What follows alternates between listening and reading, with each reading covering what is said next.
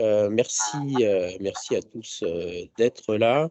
Peut-être encore 1 ou 2 minutes, il est 11h03. Allez, un tout petit temps pour les derniers. Voilà. Donc, je ne sais pas combien on est exactement. Bon, écoutez, on va démarrer. Merci à tous d'être là. C'est le deuxième webinaire qu'on organise pour partager sur ce métier d'ensemblier territorial, d'accompagnateur ensemblier territorial. Quelques mots, même si beaucoup d'entre vous connaissent notre collectif, pour vous rappeler que c'est un collectif qui regroupe des acteurs de la solidarité, comme ATD, Secours catholique et autres, des territoires, des entreprises, des accompagnateurs, dont certains sont autour de la table. Je pense évidemment à des organisations comme Solia, Urbanis, Réseau Ecohabitat, Dorémy, les compagnons bâtisseurs, et plein d'autres. Aujourd'hui, sur le programme dont on parle, Territoire zéro exclusion énergétique, il y a une vingtaine d'organisations qui sont impliquées, qui vont accompagner 3000 familles. Notre objet, c'est changer d'échelle dans la lutte contre la grande précarité énergétique. Ce sont les personnes qui sont des propriétaires occupants, qui sont en très grande difficulté de vie et qui vivent dans les passoires thermiques. Je crois que c'est assez simple. On a écrit un scénario collectif sur comment éradiquer les énergétiques. Vous pouvez évidemment accéder sur notre site à l'ensemble de ces documents.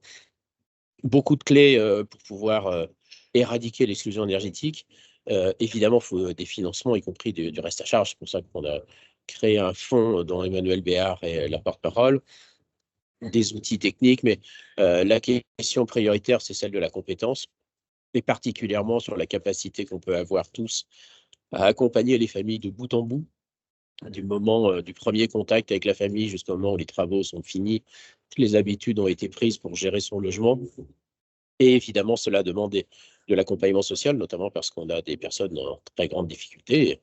Il y a aussi des questions d'handicap, de personnes âgées qui sont très, très présentes, parfois de problèmes de santé psychologique. Enfin, voilà, donc il y a besoin d'un accompagnement social, mais aussi une vraie compétence technique, puisque l'idée, c'est de donner accès à une rénovation de grande qualité pour tous, quel que soit le niveau de vie, et ça demande de l'ingénierie financière, parce qu'aujourd'hui, et on avait hier une commission d'attribution sur notre fonds qui finance du reste à charge, on voit de plus en plus des dossiers qui dépassent 100 000 euros. Donc, ça veut dire qu'il faut être très, très bon sur ces aspects-là. Donc, pour pouvoir avancer, on a créé un métier qui s'appelle ensemblier solidaire, accompagnateur ensemblier solidaire, et on teste tout ça dans un grand programme qui a bénéficié d'un financement de C2E. C'est un projet de créer 15 territoires zéro exclusion énergétique pour accompagner 3000 familles. Et donc, évidemment, il faut des centaines de coordinateurs. On compte sur vous pour tout ça. On compte sur vous pour que vous vous formiez. Nous, ce qu'on revendique à travers toute cette démarche, c'est que ce soit un métier, et on s'engage auprès de tout le monde pour que ça devienne aussi un métier reconnu par le gouvernement. On appelle ça RNCP, mais bien sûr, tout ça va prendre du temps. Pour l'instant, on forme essentiellement des gens qui ont déjà un premier pas, une première expérience ou plus ou moins d'expérience, soit dans le bâtiment, rénovation, soit dans l'accompagnement social. Voilà. Donc, je vais laisser passer la parole à Vincent Godbout, donc, qui est à côté de moi. Je suis désolé parce que voilà, je sais pas je sais pas si d'ailleurs je vois l'image derrière moi, je suis dans un bar au centre de Paris. Voilà, mais je pense qu'au niveau sonore, ça passe à peu près. Et Vincent est tout à côté de moi. Et donc, je vais le laisser enchaîner. Merci Gilles, bonjour à vous toutes et tous. Donc effectivement, le programme Territoire zéro exclusion énergétique, comme Gilles l'a dit, est un programme qui est mené dans toute la France au sein de 15 territoires qui ont été labellisés Territoire zéro exclusion énergétique et qui ont valu de la part des collectivités concernées des engagements, des délibérations au conseil municipal et autres. Donc c'est un programme tout à fait officiel, reconnu, et dans lequel les collectivités s'engagent à nos côtés. Donc, comme Gilles le disait, ce programme vise à accompagner de A à Z 3000 ménages, 2000 étant situés dans ces 15 territoires, 1000 autres étant situés dans une approche que l'on appelle diffuse, c'est-à-dire partout sur le territoire national, sauf dans ces 15 territoires. Pour être au contact direct des familles et accompagner les familles bénéficiaires, modestes ou très modestes, il faut, qui sont propriétaires occupantes, il faut que nous ayons donc cette personne, accompagnateur ensemblier solidaire, qui est la personne qui est le premier point d'entrée, le premier point de contact, la personne qui va accompagner ces ménages, qui aura un regard global, qui saura porter un regard global sur ce qu'est ce projet de rénovation énergétique. Quand je dis un regard global, ça veut dire tant sur la dimension technique que sociale et que financière. Pourquoi? Parce que c'est lui qui finalement saura d'abord identifier le ménage, saura organiser avec elle tout le plan de financement, et puis au cours des travaux saura expliquer, fera finalement un peu l'interprète entre l'artisan et certains de ces ménages qui peuvent avoir certaines difficultés de compréhension des travaux qui sont en cours dans leur bien et qui est bien souvent le bien le plus précieux pour ces familles. Donc, il y a toute une attention dans cette dynamique d'accompagnement en la personne bénéficiaire et en sa dignité, quoi. Il ne s'agit pas d'imposer des choses aux familles de bénéficiaires, mais bien de les accompagner dans ce beau projet qui touche leur bien le plus précieux au-delà de leur environnement familial, quand elles ont un environnement familial. Et puis, l'ensemblier solidaire, c'est aussi la personne qui assurera aux côtés du ménage la réception des travaux au terme de cela. Et pour cela, donc, on a développé un parcours de formation sur lequel on reviendra un peu plus tard pour vous expliquer les différentes étapes et les blocs de compétences qui seront développés dans ce parcours de formation. C'est un parcours de formation qui est accessible à tous, qui est pris en charge financièrement. Les frais pédagogiques et les coûts de déjeuner sont pris en charge par nous dans le cadre du programme, jusqu'à concurrence de 300 personnes formées. Au-delà, il faudra qu'on regarde comment nous finançons les parcours de formation de ces personnes. Mais pour l'instant, voilà le mode de financement. En sachant que nous vous recommandons quand même, à vous, employeurs, de solliciter vos OPCO en leur demandant si quelquefois il n'y aurait pas une petite participation possible dans le cadre du financement de ce parcours de formation. Aujourd'hui, on n'a pas encore développé les formations hybrides présentielles et distancielles parce que nous souhaitons créer des communautés formées d'accompagnateurs ensembliers solidaires. Et je peux vous garantir que ça fonctionne. Pour avoir suivi moi-même ce premier parcours, ce sont vraiment des communautés qui se créent, des communautés d'entraide entre les différents participants. Mais je sais que Lydie vous en reparlera juste après moi. Et pour terminer, donc c'est un programme vraiment très riche et nous travaillerons aussi sur la validation des acquis de l'expérience à partir de début 2025, de sorte à pouvoir dispenser certaines personnes de certains modules. Voilà ce que je pouvais dire et je passe la main, je crois, à Lydie Millet des Compagnons Baptisteurs. Absolument, qui a l'expérience aussi de terrain et qui a même travaille avec le collectif depuis déjà presque 3 ans, puisque tout le référentiel de formation qui nous sert aujourd'hui est issu d'un travail qui a été mené notamment avec un partenariat avec l'ANA, avec des organisations comme G2R ou la Fondation de France pendant 3 ans. Voilà, donc Lydie, c'est à toi. Bonjour à tous, vous m'entendez? Très bien. Merci. Alors pourquoi ce nouveau métier est-il si important dans l'accompagnement des familles aujourd'hui? C'est que les enjeux de rénovation énergétique, vous le savez tous, et de lutte contre l'exclusion énergétique ou lutte contre la précarité énergétique sont très importants, et notamment dans le contexte d'augmentation du coût des énergies. Et donc sans accompagnement social, technique, administratif et financier, les chantiers de rénovation énergétique d'ampleur seront complexes à mener, voire n'aboutiront pas du tout dans la plupart des cas. Donc, l'accompagnateur ensemblier solidaire, il assure un accompagnement renforcé dès la première visite à domicile, en y associant les partenaires sociaux, travailleurs sociaux, partenaires territoriaux également, qui peuvent orienter les ménages. Il va assurer cet accompagnement renforcé jusqu'à la réception du chantier et au-delà grâce au suivi post-chantier. C'est l'accompagnement à l'usage du logement rénové, des équipements remis à neuf. C'est ce qu'on appelle la maîtrise des usages. Donc, il va tenir compte aussi de toutes les contraintes des propriétaires occupants, du contexte d'intervention également, donc la précarité, les problèmes de santé, la disponibilité du ménage. Et puis, il va préparer le ménage à accueillir le chantier en site occupé, dans la plupart des cas.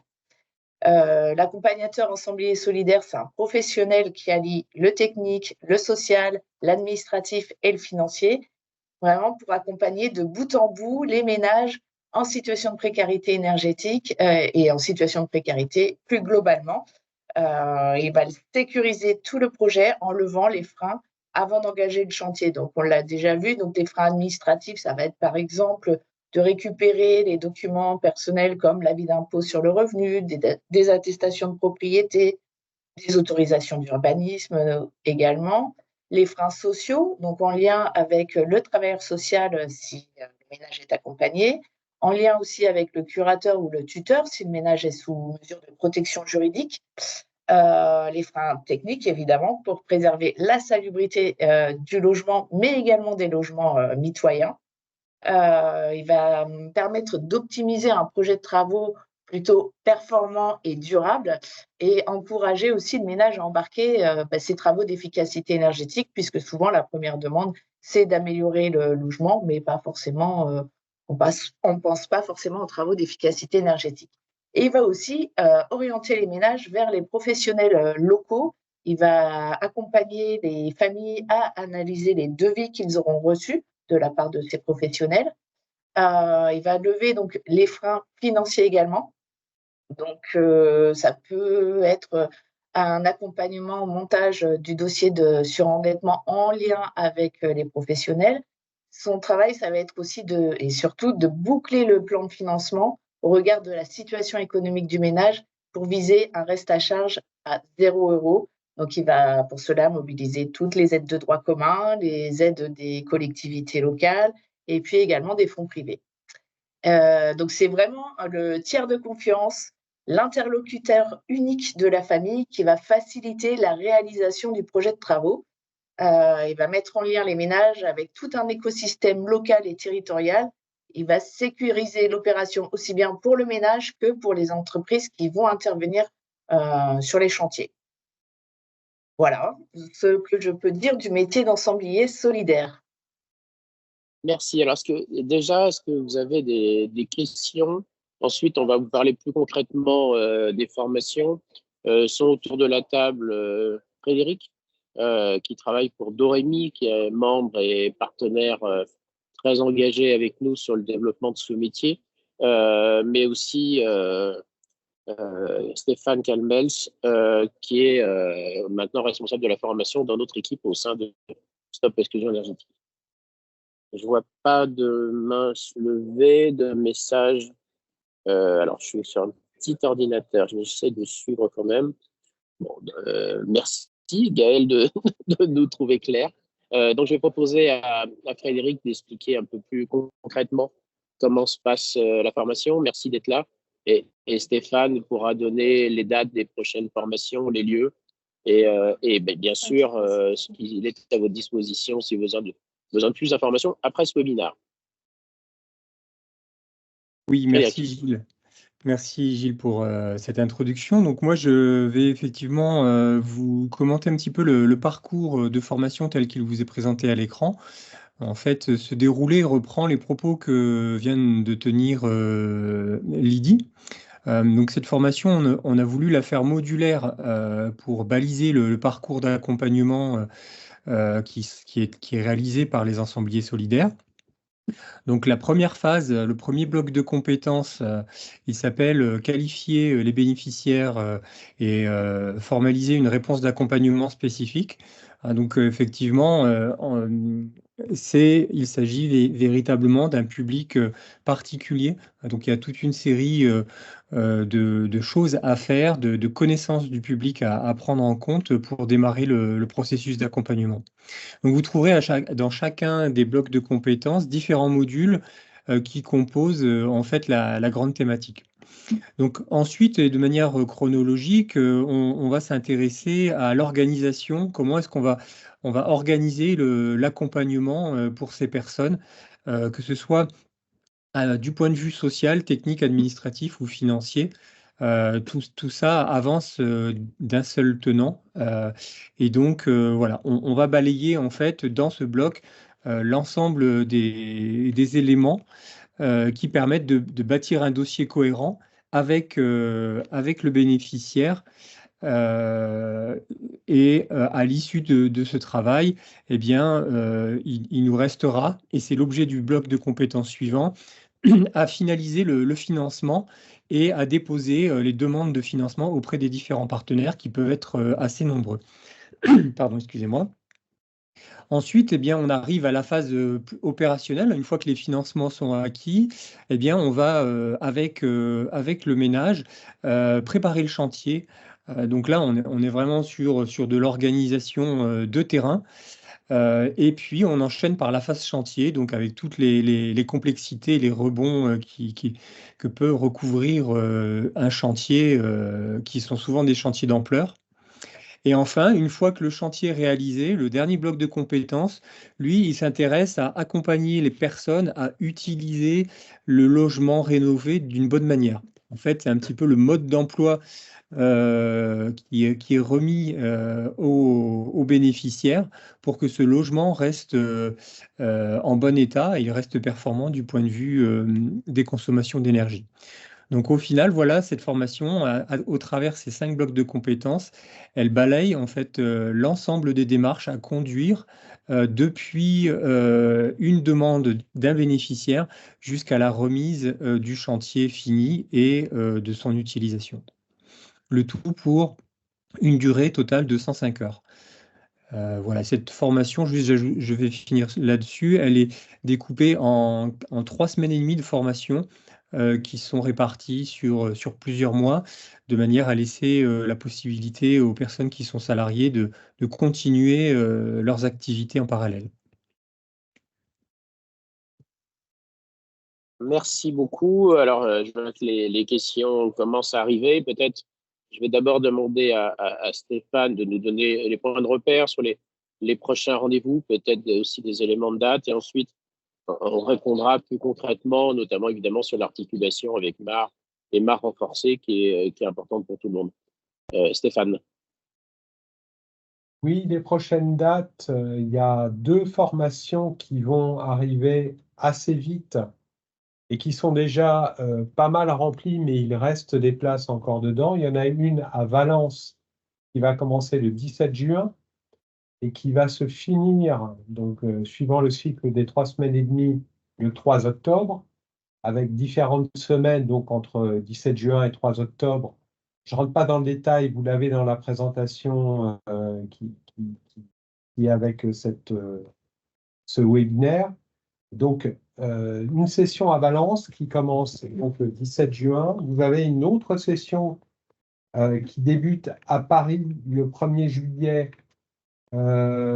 sachant qu'on a eu la précaution de gérer la logistique pour éviter les problèmes de coûts liés aux Jeux Olympiques. Donc, tout ça est géré aussi. Donc, il y a une deuxième session qui débute à Paris le 1er juillet et qui se finira le 10 octobre 2024. Là aussi, sur ce même rythme de 3 semaines et demie, s'étageant entre ces 2 dates. Ça, c'est donc 2 sites sur lesquels vous pouvez d'ores et déjà vous inscrire, qui sont, dont je peux vous confirmer qu'elles auront bien lieu parce que le nombre de participants déjà inscrits fait qu'on les a ouvertes, mais il reste encore des places. Après, il y a 3 formations à ouvrir et qui sont d'ores et déjà programmées. Vous en avez une à Besançon qui débutera le 2 septembre qui concerne en gros nos territoires sur la façade est de la France. Vous en avez une ensuite, alors celle de Besançon va du 2 septembre jusqu'au 5 décembre. Vous en avez une à Lille qui commencera le 9 septembre et qui finira le 12 décembre. Vous en avez une troisième dans un lieu qui n'est pas encore décidé, mais on est plutôt dans le sud-ouest de la France, sans doute entre Bordeaux et Toulouse, à vérifier, mais on vous le dira très très vite. Ça irait du 16 septembre au 19 décembre. Et vous avez une deuxième session parisienne qui, elle, ouvrira le 23 septembre et se finira le 10 janvier. Donc, toutes ces formations sont déjà au catalogue, à ouvrir et disponibles à l'inscription, sauf peut-être Bordeaux-Toulouse pour des questions de lieu encore qui n'est pas décidé. Mais vous pouvez le noter et le lieu sera aussi bientôt décidé. Voilà pour les dates, sachant que pour toutes ces formations, les inscriptions peuvent s'ouvrir dès maintenant. Alors, peut-être une précision, c'est d'abord, il y aura d'autres dates, évidemment. Hein. Notre programme dure 3 ans et on n'a pas l'intention de s'arrêter là, mais plutôt d'accélérer. On estime qu'il y a 500 000 propriétaires occupants en France qui vivent dans des passoires thermiques en étant modestes ou très modestes au sens de l'ANA. Et il faudra que ce métier soit exercé par plus de 10 000 personnes à partir de 2028-2029 pour qu'on puisse espérer effectivement accompagner toutes les familles. Donc, il y en aura d'autres. Par contre, évidemment, pour tous ceux qui veulent s'impliquer, travailler avec nous dans le programme, il est plus que hautement recommandé de faire cette formation dans des délais le plus rapide possible, puisque c'est vraiment une aide importante, cette formation, à permettre de gagner beaucoup de temps quand on accompagne les familles. Actuellement, on considère qu'un ensemblier, un accompagnateur ensemblier solidaire arrive à accompagner une dizaine de familles par an. Et donc, c'est un peu le modèle économique. Et pour répondre déjà sur le MAR, évidemment, le MAR, c'est un financement, c'est pas un métier. Donc, les ensembliers solidaires peuvent être financés par du MAR, voire du MAR renforcé, sous réserve évidemment d'être opérateur agréé à tout simplement. Voilà. Et c'est vrai que c'est encore un peu compliqué pour certains de comprendre réellement comment ça se met en place, à quelle date. Le MAR maintenant va être à peu près en place. Le MAR renforcé, c'est un peu plus compliqué. Et même le MAR renforcé, c'est 4 000 € TTC pris en charge par l'ANA, 3 200 hors taxes. Ça nous semble insuffisant. Si on revient au chiffre que je donnais tout avant, qu'un accompagnateur peut accompagner 10 familles par an, on voit bien que c'est pas avec 10 fois 3 200 € qu'on peut financer un salaire. Et donc, nous, on estime que c'est au moins 6 500 et c'est ce qu'on finance dans le cadre du programme. Sur les prérequis, je ne sais pas qui peut intervenir. Est-ce que Lydie, tu penses que je pense que la question, elle est assez technique bâtiment, quoi. Est-ce que quelqu'un qui n'a pas un niveau d'accompagnement bâtiment peut suivre la formation? D'abord, être capable de la suivre et évidemment en tirer tous les bénéfices. C'est ce qu'on a essayé de faire. Est-ce que toi, aujourd'hui, tu estimes que, je ne sais plus, pardon, je crois que c'est Gaël qui avait... oui, c'est Gaël qui a posé cette question, Gaël Descobat. Est-ce que tu peux répondre, Lydie? Oui, alors c'est une formation de 105 heures, donc en 105 heures, on va pas aller au fond en fait du sujet, par exemple notamment technique. On va avoir besoin de quelques prérequis, notamment travailler dans des espaces conseils France Rénov ou chez des opérateurs. Après, l'important, c'est d'avoir une vision globale. Donc, si vous avez une dominante métier, par exemple plus sur l'ingénierie financière, c'est intéressant de suivre cette formation complète pour avoir cette vision globale. Les prérequis, pas forcément nécessaires. Je vais peut-être laisser compléter Frédéric aussi, si tu veux. Oui, merci Lydie. Effectivement, je te rejoins sur tes propos. Cette formation, vous l'aurez noté, elle est assez complète. Il y a beaucoup de compétences.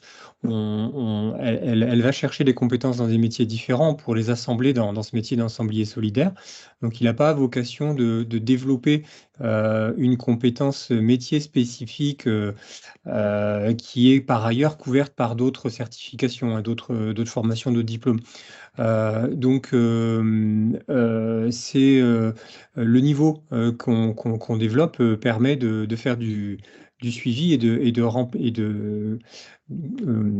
répondre aux demandes d'accompagnement des ménages sur la partie technique. Si vous voulez aller plus loin, il existe pas mal de choses aujourd'hui et donc vous trouverez facilement de quoi nourrir votre intérêt sur le suivi de chantier. Voilà ce que je pouvais compléter. Donc, en gros, oui, vous êtes les bienvenus si vous avez un intérêt, évidemment, et notamment d'en faire la métier, ou en tout cas une partie de votre métier. Il y a évidemment, il y a pas d'évaluation d'entrée autre que celle d'une formation assez classique. Ce qui nous intéresse, c'est plutôt évidemment la motivation. Voilà, là, je réponds au message de c'est eux, donc je ne sais pas quel est le prénom Sandier, mais on peut creuser.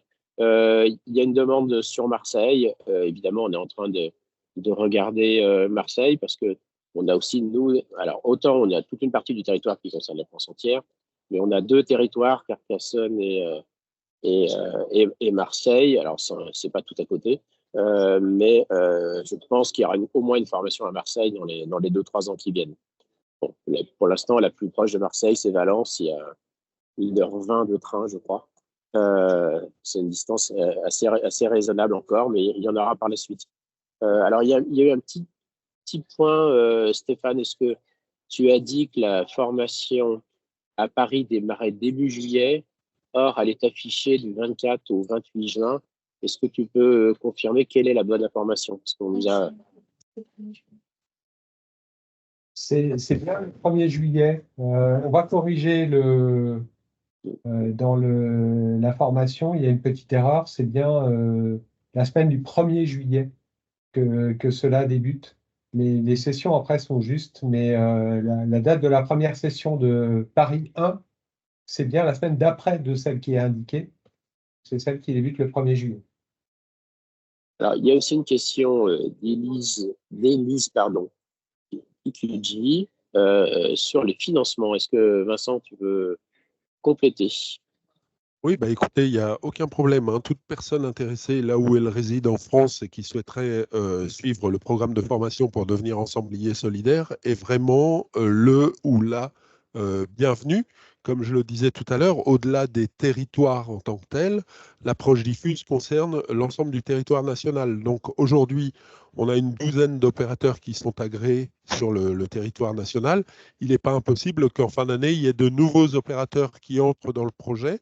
Et puis, de toute façon, ce métier va se développer. Et donc, il n'y a aucun problème pour avoir des gens qui ne sont pas encore impliqués directement dans le programme et qui voudraient se former au métier. Ils sont les bienvenus. Alors, il y a une petite demande d'information sur ce qu'est le MAR.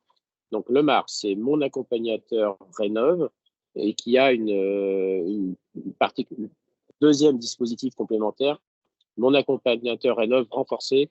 On voit parfois écrit MAR+. Alors, l'idée du gouvernement, c'est d'accepter que les gens ont besoin d'accompagnement, surtout pour faire de la rénovation globale et pas seulement les précaires. Donc, ça, c'est le MAR.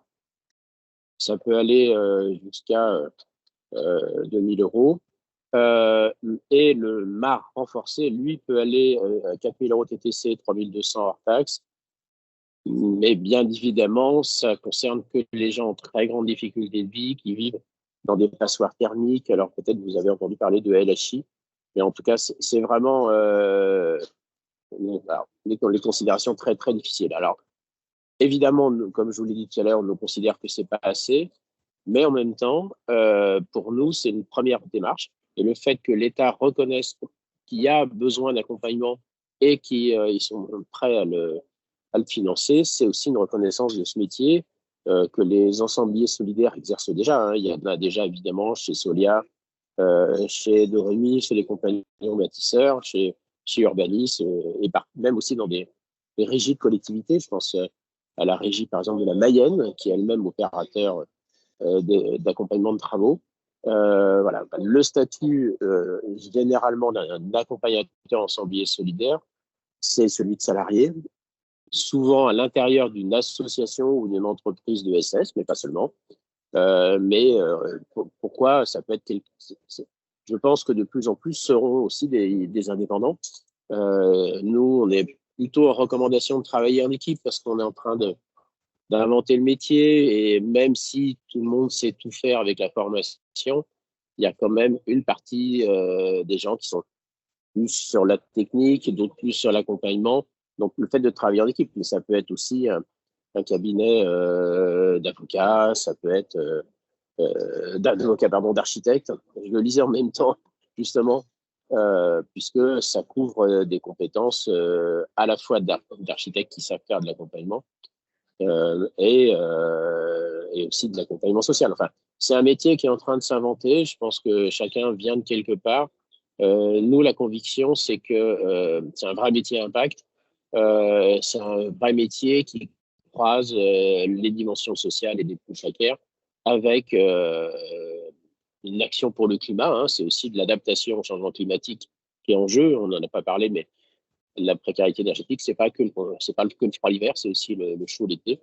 Et c'est aussi une baisse des émissions de carbone, ça crée de l'emploi local. Enfin, c'est vraiment, je crois, un métier à fort impact, y compris au niveau de la santé, puisque les personnes qui vivent dans des passoires thermiques ont des santé beaucoup plus précaires aussi que les autres. Alors, est-ce qu'il y a encore...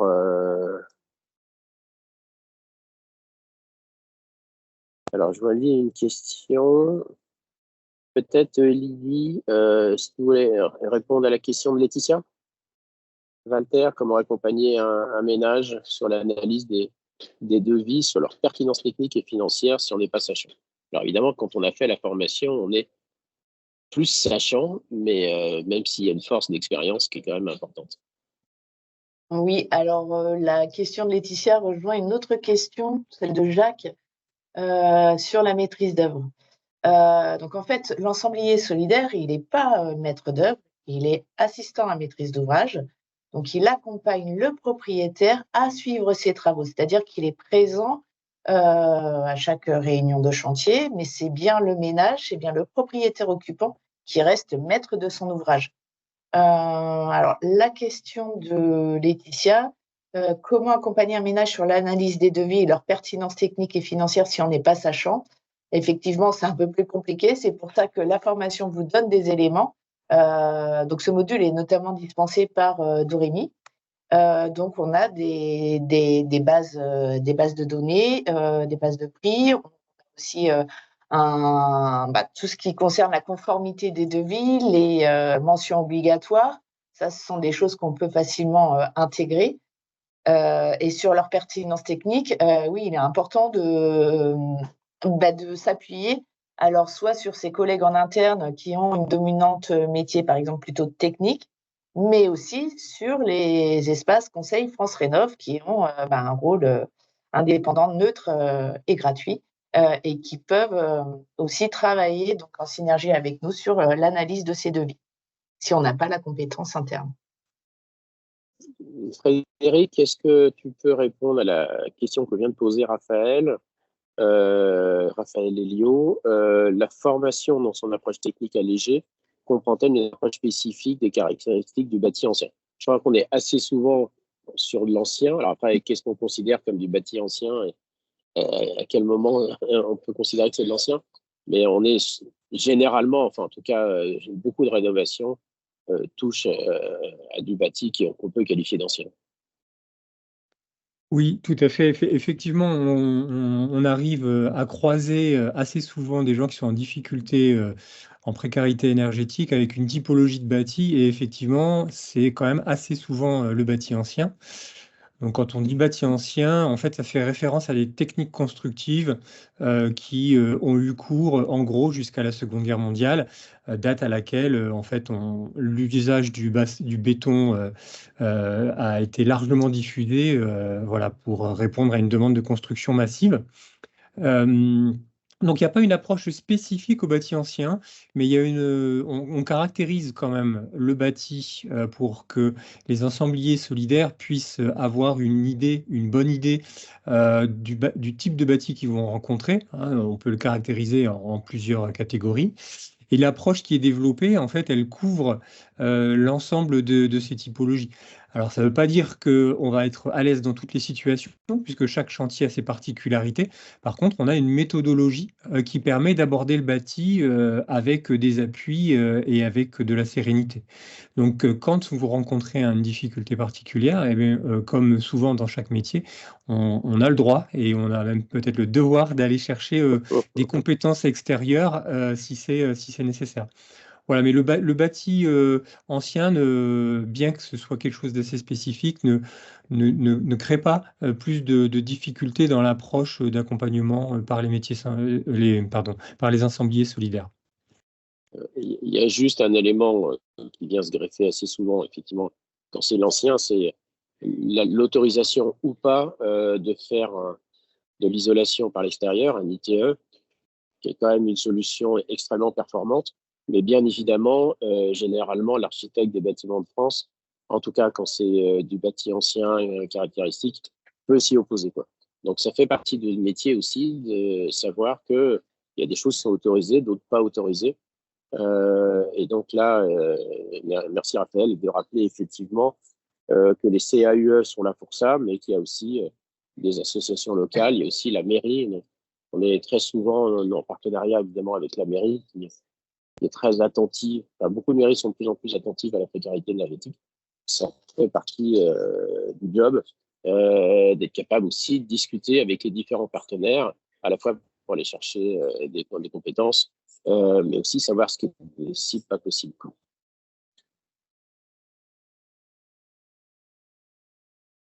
Est-ce qu'il y a encore des questions? On a abordé beaucoup de sujets. Donc là, on est vraiment sur l'accompagnement de propriétaires, hein. C'est l'aspect qu'il faut rappeler, même si quand on sait organiser des travaux, on sait organiser les travaux quel que soit le statut du lieu. Vas-y. Oui, pour répondre à Sonia, qui est actuellement en formation de chef de projet en rénovation énergétique, souhaitant travailler à la lutte contre la précarité, est-ce pertinent de suivre votre formation? Moi, j'aurais tendance à apporter une réponse positive. Pourquoi? Parce qu'au-delà de l'acquisition de compétences particulières, comme je le disais en introduction, l'idée, c'est aussi d'appartenir à des communautés qui se créent d'ensembliers solidaires et qui ont une mission d'entraide aussi entre eux quand il y a une difficulté particulière qui se présente. Pour avoir suivi une formation d'ensemblier solidaire, il y a des communautés aujourd'hui qui se créent par promotion et c'est vraiment extrêmement intéressant. On trouve toujours la réponse à toutes les questions qui se posent. Et donc, en cela, moi, je pense que c'est une formation complémentaire très intéressante. Et je reviens un petit peu aux prérequis, évidemment, et malheureusement pour l'instant, ces modules courts ne s'adressent qu'à des personnes qui savent évidemment lire, écrire, compter. Ça peut être une évidence, mais je préfère le rappeler. On travaille sur la construction d'un module beaucoup plus long, etc., pour des publics spécifiques, mais pour l'instant, ces compétences de base sont évidemment totalement impératives, au même titre que les personnes doivent être francophones pour le moment.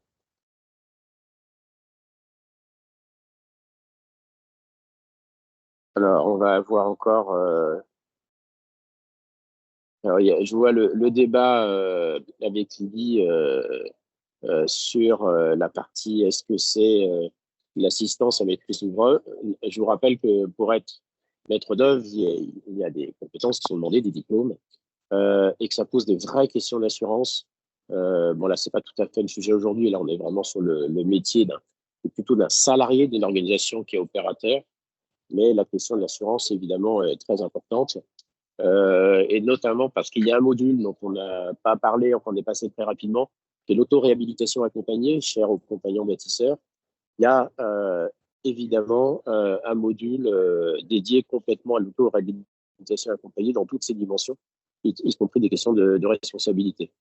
Alors, pour l'instant, on n'a pas développé un produit spécifique à tout ce qui est ultramarin, notamment parce que l'aspect du confort d'été. Donc, le confort d'été fait partie de la formation, mais on n'a pas développé une dimension spécifique. Peut-être que ça viendra parce qu'on envisage d'abord globalement de développer la partie confort d'été parce qu'elle est assez spécifique. C'est pas tout à fait les mêmes, l'isolation, etc. Les ventilations, tout se joue un peu différemment, même si aujourd'hui tous les gros chantiers qui sont menés par les opérateurs partenaires font de la rénovation globale et performante qui prennent ça en compte. Mais je pense que, d'ailleurs, les compagnons bâtisseurs, c'est peut-être une des seules organisations qui est très, très présente, à la fois Réunion, Guyane. Je sais qu'hier, on a financé une rénovation sur la Guadeloupe dans notre commission. Mais est-ce qu'il y a une compétence spécifique? Ça fait partie de modules qu'on développera petit à petit. Mais je pense que la formation globale prépare ça très, très bien.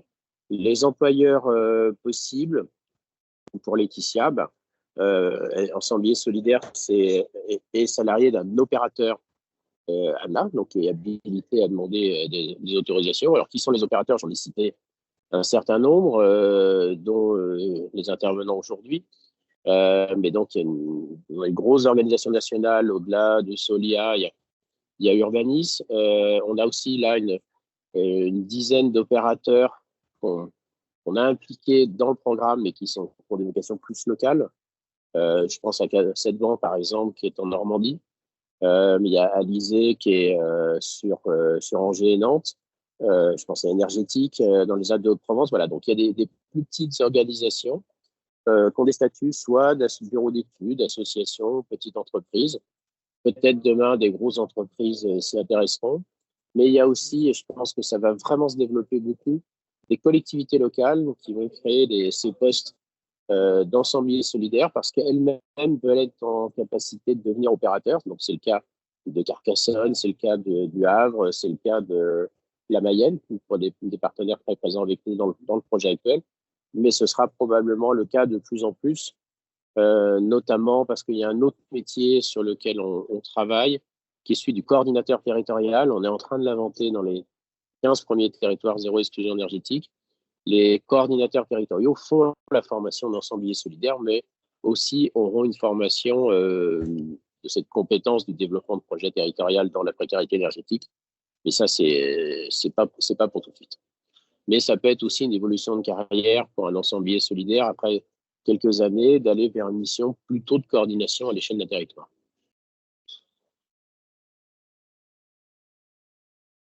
Alors, est-ce que vous avez encore... alors, en général, on dit une dernière question, ce qui permet d'en prendre 2 ou 3.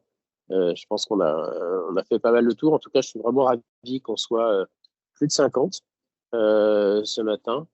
Merci effectivement de parler des coopératives d'activité et d'emploi et Oxalis, qui est une scope. Voilà, il y a plein de statuts sont possibles, on les connaît bien, c'est tous les statuts de l'ESS, mais peut-être qu'il y aura aussi d'autres actions. Bon, écoutez, s'il n'y a pas plus de questions, merci à l'équipe pour l'organisation, la mobilisation. Je suis assez impressionné pour ce deuxième qu'on soit plus de 50. Ça marque votre intérêt. Venez se former, profitez-en. C'est vrai que grâce à ce programme C2E, à la fois, on peut créer ces territoires, mais on a réussi à obtenir des financements pour que ces formations soient gratuites. Bon, évidemment, il faut quand même prendre en charge son billet de train, mais là, maintenant, vous commencez à avoir pas mal de lieux et je pense que c'est aussi une bonne occasion. C'est une occasion de se former. C'est une formation qui est reconnue par l'ANA et autres. Mais aussi, c'est une vraie opportunité de rencontrer aussi des gens qui font déjà ce métier.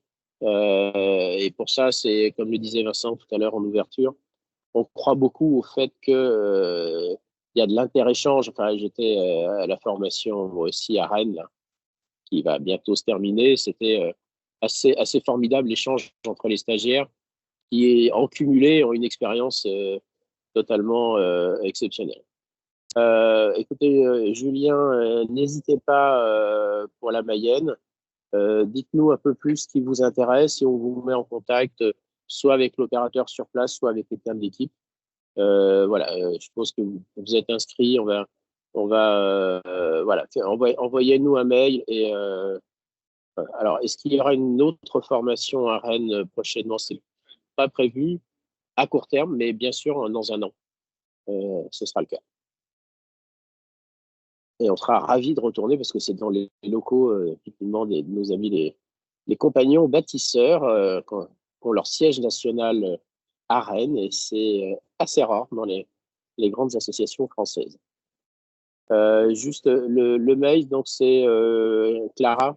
Tu peux taper le mail si tu veux pour tout ce qui est formation, comme ça. D'ailleurs, on le voit à l'écran, c'est formation@exclusionénergétique.org. Donc vous avez, n'hésitez pas. Ok, bah écoutez, je vous souhaite une bonne journée à tous. Merci à tous, profitez bien. À bientôt. Au revoir. Au revoir.